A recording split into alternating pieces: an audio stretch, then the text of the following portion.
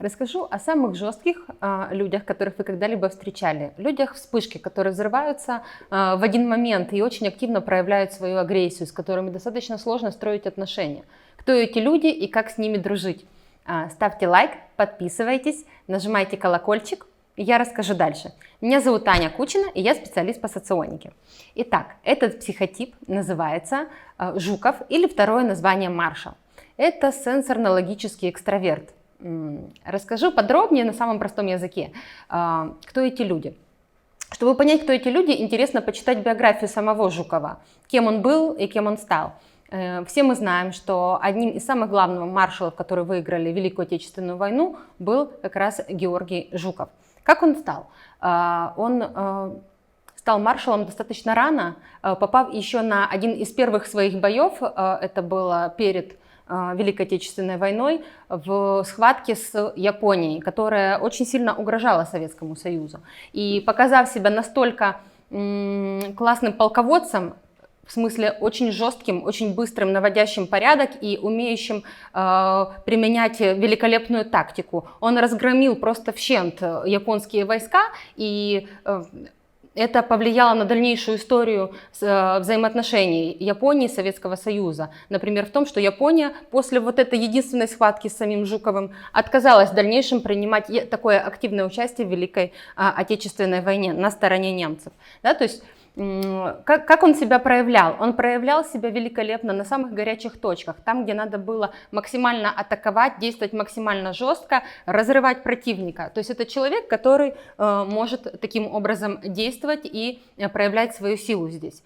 Если мы поговорим о других людях, представителях этого психотипа, например, это Гарри Каспаров, всеми любимый, который проявлял вот эту агрессию, вот эту великолепную тактику в ходе боя в шахматах.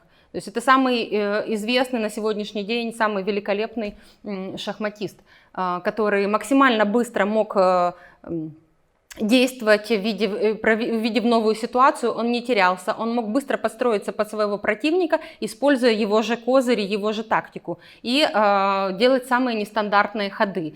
В этом и есть самый главный плюс таких психотипов. Расскажу, как это работает, почему они такие и как с ними справляться. Надо понимать, что 60% их психики занимает волевая сенсорика. Что такое волевая сенсорика? Это когда человек может активно проявлять свою агрессию, может активно ориентироваться в пространстве и завоевывать это пространство, завоевывать этот материальный мир. Если мы говорим о второй функции, которая у него великолепно работает, это логика структурная, когда он понимает расстановку сил, в том числе, да, и может здесь великолепно действовать.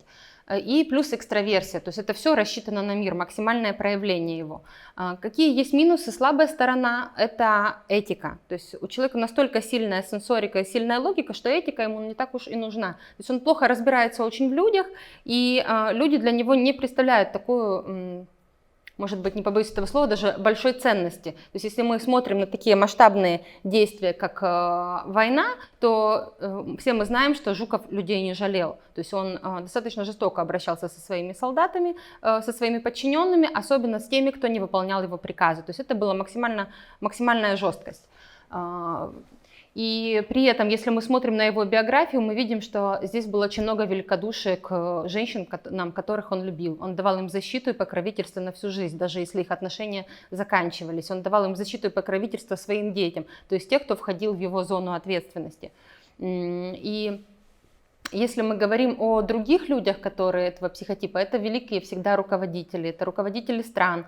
Например, мы можем вспомнить украинского Януковича, то есть, который отличался достаточно сильной жесткостью. Это всегда люди-лидеры, и их здоровская такая большая реализация проявляется именно в том, чтобы создать свою команду и вести ее в бой. Это касательно бизнеса, то есть они очень хорошо проявляются в бизнесе, достаточно агрессивно захватывают рынки, ну, и где начинают максимально проявляться, масштабироваться и так далее. Как с этими людьми вообще уживаться? То есть настолько вот они выглядят суровыми и внешне, и внутри мы видим, что там очень много напряжения из-за этого. У них есть люди, которые им идеально подходят, их дуалы. И изучая биографию того же Жукова, можно посмотреть, что практически все его жены и любовницы были его дуалами. Это такие нежные, романтичные, но при этом достаточно сильным стержнем. Это психотип лирик, Есенин, который всегда может найти к такому человеку подход. Каким образом? То есть вы можете здесь посмотреть дополнительное видео о Есенине, и вам станет более понятно, но тем не менее он может всегда найти тот момент, когда этот жесткий Жуков спокоен, находится в хорошем настроении, тогда именно в это настроение подойти. И может его развлечь, расслабить. И когда Жуков встречается с таким человеком, у него против этого Есенина нету никаких... То есть он сразу же сдается. Поэтому я и говорю, что Есенин — это укротитель вот таких вот больших драконов. Если говорить о женщинах Жуковых, для меня это очень важная тема, тема женской природы, вообще ее принятие. То есть такие женщины у нас не так приняты в мире, потому что женщина должна быть женственная, носить юбки, платья и так далее. То есть если мы смотрим на девочек, даже маленьких этого психотипа, они очень жестко проявляют уже, даже в 3-2 года уже жестко проявляют себя в этом мире. Они захватывают пространство, они хотят делать только то, что они сказали.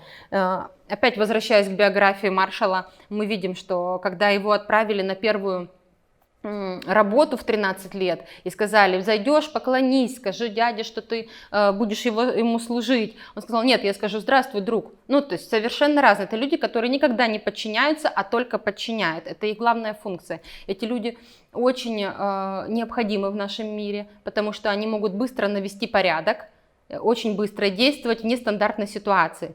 Для такого психотипа вот вялотекущее положение дел, когда все стабильно, все одинаково, ровно, просто вызывает достаточно много негативных эмоций. Они великолепно себя чувствуют и очень здорово проявляются в кризисной ситуации. Вот как сейчас, если есть какой-то кризис, если есть проблема, которую надо решить, у них очень большой подъем духа, и они могут быстро и логически быстро и с минимальными потерями решить любую проблему, поэтому имеет смысл этих людей привлекать именно на такие должности, где надо быстро решать проблемы. Вот. Следующее поговорим о других психотипах. Подписывайтесь, если вы еще не подписались, ставьте лайки и пишите в комментариях, сталкивались ли вы с такими людьми, как у вас с ними происходят взаимоотношения, я обязательно отвечу.